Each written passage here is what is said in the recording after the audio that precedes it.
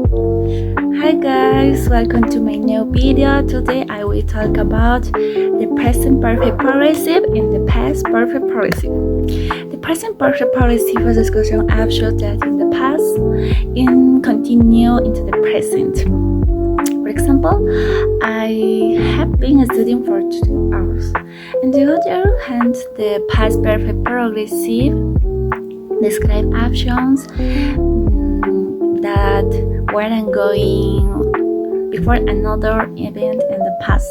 For example, she had been working at the company for 4 years when she decided to leave. Okay, let's start.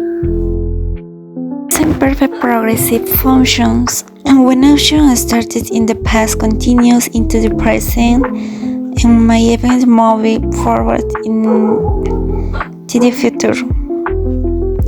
When I want to give the idea of a recent event.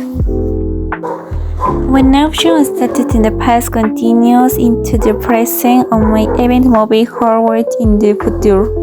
For example, they have been working on the project all week. She has been living in New York since 2015. When I want to give the idea of a recent event, for example, I have been reading for an hour. She has been working hard today. We have been waiting for the bus. Executors of the primitive sentences subject, less have or has, less been, less bar, ing. For example, I have been studying English for 2 hours. She has been working at the company since in 2020. They have been playing soccer all afternoon. Negative sentences subject, less have, has, not or haven't or has, less been, less bar, ing. For example, I haven't been sleeping well lately. She hasn't been coming to class regularly. They haven't been talking to each other. Interrogative sentences have or has, less subject, less been, bar, ing. For example, have you been feeling okay? Has she been reading that book for long? Have they been working on the project? Have we been doing this correctly? Past perfect progressive functions. When we want to show that something started in the past and continue on until another time in the past. For example, they had been studying for hours before the exam started. I had been working in the rain before caught the cold.